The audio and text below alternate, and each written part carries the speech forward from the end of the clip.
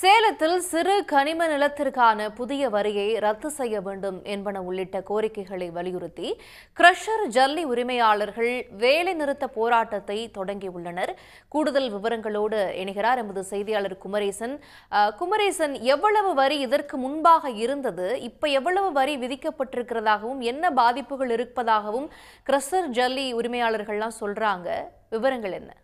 நிச்சயமாக, அதாவது கிரஷர் ஜல்லி உற்பத்தி மற்றும் எம்சாண்ட் பி-சாண்ட் போன்ற அந்த மண் உற்பத்தியாளர்கள் தற்போது இன்று காலை முதல் அவர்கள் தங்களுடைய வேலை நிறுத்தத்தை போராட்டத்தை தொடங்கி இருக்கிறார்கள். குறிப்பாக சிறு கனிம வளம் நிறைந்த அந்த நிலங்களுக்கு புதிதாக வரி விதித்ததற்கு காரணமாகவும், அதே போல ஒரு கன மீட்டர் அளவிற்கு மண்ணை எடுக்கும் பொழுது அதற்கான வரி என்பது தற்போது உயர்த்தப்பட்டிருக்கிறது.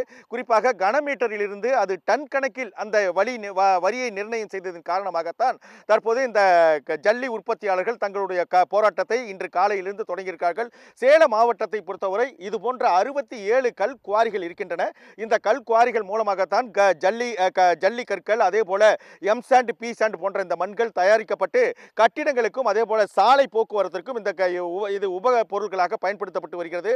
இந்த நிலையில் தான் இதற்கு புதிதாக விதிக்கப்பட்ட அந்த வரியை நீக்க வேண்டும் என வலியுறுத்தி தான் அவர்கள் தங்கள் போராட்டத்தை தொடர்ந்திருக்கிறார்கள். குறிப்பாக இந்த வரி விதிப்பின் காரணமாக எம்சாண்ட் விலை 1000 ரூபாய் ஒரு யூனிட்டுக்கு அதிகரிக்கும். அதே போல ஜல்லி விலை ஒரு யூனிட்டுக்கு 1000 ரூபாய் அதிகரிக்கும் வாய்ப்பு உள்ளது. எனவே தான் இந்த வரி விதிப்பின் காரணமாக பொதுமக்களும் அதே போல கட்டிட பணிகளும் பாதிக்கப்படும் என வலியுறுத்தி தான் தற்போது தங்களுடைய போராட்டத்தை தொடங்கி இருக்கிறார்கள். தற்போது இந்த போராட்டம் குறித்து நம்மிடையே இந்த உரிமையாளர் ஒருவருக்கு அவருடையும் கேட்போம். சார், இப்போ நீங்க ஆக்சுவலா இந்த போராட்டத்தை தொடங்கி இருக்கிறீங்க, உங்களுக்கு என்ன பிரச்சனை சார்? எங்களுக்கு இப்போ 16/4/25 போராட்டம் தொடங்கி இருக்கோம். இந்த போராட்டம் எங்களுக்கு கனிமத்தை சிறு கனிமத்துக்கு விதிச்சிருக்கிற நில வரியை ரத்து பண்ணணும். அதே நேரத்தில் எங்களுக்கு பழைய முறைப்படி கன மீட்டரில் இருக்கிறத மெட்ரிக் டன்னாக மாற்றினதை மறுபடியும் கன மீட்டரில் மாற்றி கொடுக்கணும்.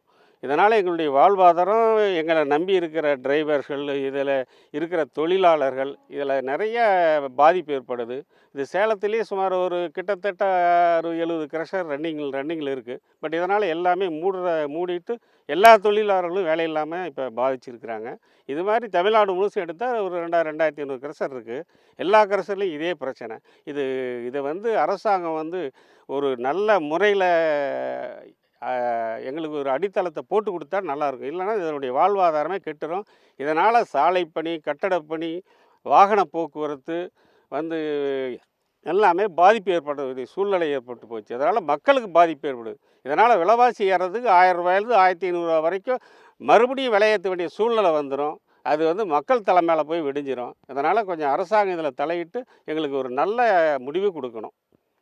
குறிப்பாக அதாவது இந்த கனிம நிலத்திற்கு போடப்பட்ட அந்த வரியை ரத்து செய்ய வேண்டும். அதே போல கனமீட்டரில் வெட்டப்படுவதை மெட்ரிக் டன்னாக மாற்றியிருக்கிறார்கள், அதையும் குறைக்க வேண்டும் என்ற வலியுறுத்தி தான் இந்த போராட்டத்தை தொடர்ந்திருக்கிறார்கள். இந்த போராட்டம் காரணமாக அதாவது தமிழ்நாடு முழுவதும் சுமார் 2000 குவாரிகள் இப்போ தற்போது நிறுத்தப்பட்டிருக்கின்றது.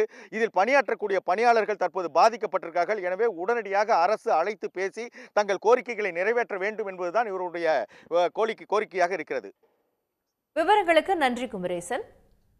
உடனுக்குடன் செய்திகளை தெரிந்து கொள்ள சன் நியூஸ் பெல் ஐகானை கிளிக் பண்ணுங்க.